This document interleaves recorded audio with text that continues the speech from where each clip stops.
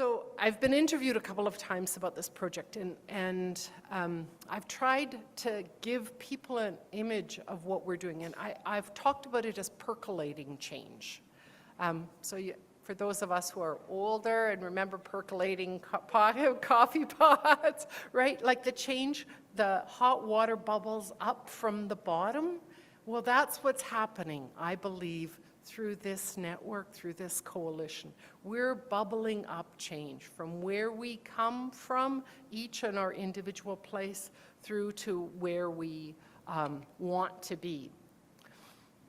And so we aim not just to support self-advocacy of women living with disabilities, which can result in huge transformations in communities. We also hope to bring these communities together to realize a world where talented, valued, and diverse women can look around and see themselves, see ourselves.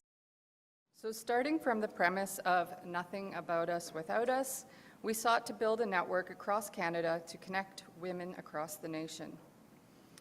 The CFDC team, comprised of University of Guelph and Dawn members, established 4 regional hubs across Canada. The West Coast Hub, which includes BC, Yukon, Northwest Territories, the Ontario Hub, the Quebec Hub, and the Atlantic Canada Hub, which includes New Brunswick, Newfoundland, Labrador, Nova Scotia, and PEI. Each of these hubs was led by a regional coordinator known as an RC from that region, who served as the first point of contact with members from that region. Each RC managed approximately 12 hub members in each region, which was a total of 48 hub members nationwide. From the start of my work on this project, with each successive step we took, we reflected on our progress and strategies and how to build on them. Regional coordinators, project manager, project coordinators met frequently to plan many networking and skills building opportunities to benefit hub members, reporting back frequently to the project director and to the advisory council. We worked from the principle that these women already have an abundance of knowledge and gifts to share with the world, that they already know what they need and what changes they want to see. So we built in reflective and responsive ethos to continually check in with members to ensure we were representing their authentic needs and interests, benefiting from their feedback, and updating our goals accordingly. The message I wanted to share with my video came to me during a family vacation to Palm Springs. It was a moment where I felt like I needed to pay attention to what I was about to learn. Some moments just feel like that. While walking downtown, we came across a mural of Amanda Gorman, the young Black poet who recited her poem, The Hills We Climb, at the President's inauguration. Every line of her poem is filled with intentional beauty, grace, and emotion. She asks us to stand united and emphasize the opportunity that the future holds. She asks, where do we find light in this everlasting shade? And I'm reminded of times I asked for this too, feeling alone and broken. She says we've learned that quiet isn't always peace, and the norms and notions of what is just isn't always just is. And while democracy can be periodically delayed, it can never be permanently defeated, giving me hope that it won't always be this hard. And she says, and so we lift our gazes not to what stands between us, but what stands before us. And that's the message, the one I was supposed to remember, how to come together across the intersections that serve to divide us, to empower and uplift each other, to learn and grow to do better. I tried to take a picture of the mural, but I couldn't. There were these black bars that were in the way. In order to take a photo, I had to lift myself higher, eventually asking my brother, who is taller than I am, to take the photo. I made a comment that it's like the message she shared. I couldn't access it from where I was standing. I needed to elevate myself, just like my brothers helped elevate me. I wouldn't be able to rise up, motivate, and elevate myself if it weren't for my family's support, not the one I was born into, the one I chose. I thrive in this ecosystem I have created, my community involvement, and people like you who let me be me in all the ways I am. United together, there is hope. The changes and advances I hope to see in the future for young women and girls not just with disabilities, but also our young men as well.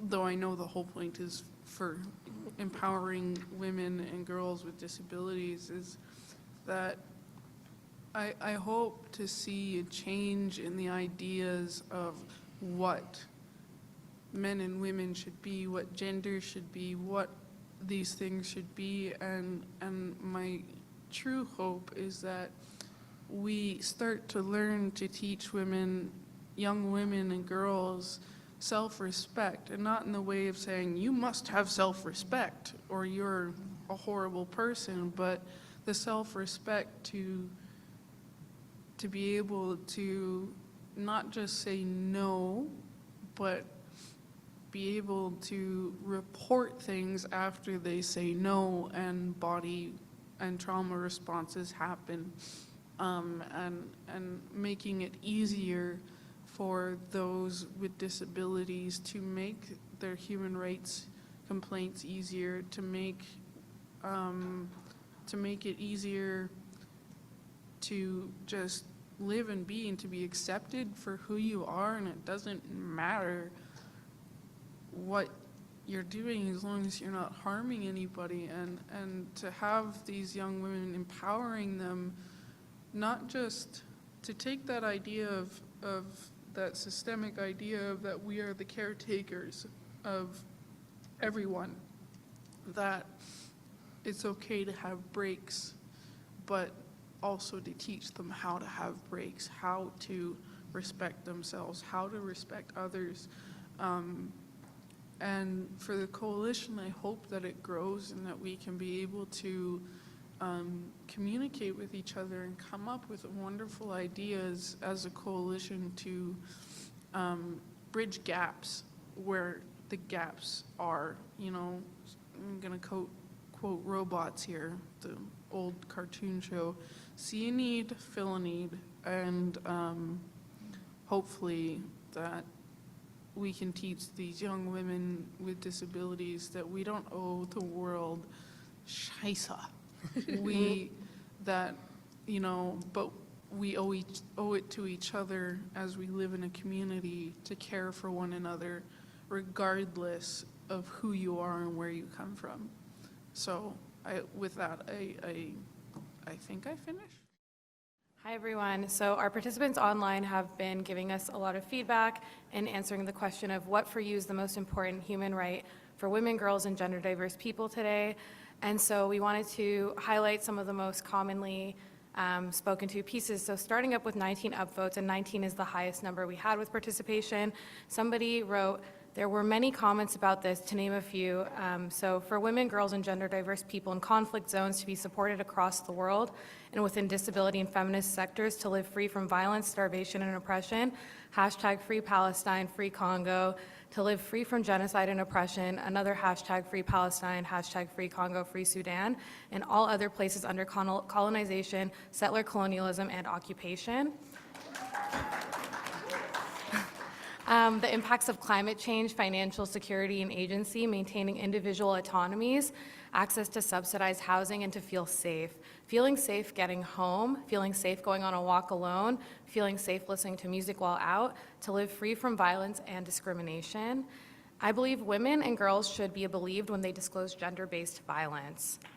Often, law enforcement, even physicians, are very quick to dismiss or victim blame. Sensitivity training is needed, along with teaching in a trauma-informed way, an approach to better support women and girls. No women should be re-traumatized. Care, empathy, and consideration for those of us with CPTSD who have been disabled by long-term trauma. And I'd like to expand that to women and gender diverse people as well, because this is what this space is intended to do, and I think it would be remiss not to reiterate that. I'm going to pass the mic to Erin. Thanks, Nashua. To continue on with some more feedback, overall health, including physical, mental, and emotional, having access to tools and education, especially on reproductive health, and services needed to maintain the health and well-being of women and gender diverse people, as well as meaningful work as a means of contributing to the society, as well as earning a personal income.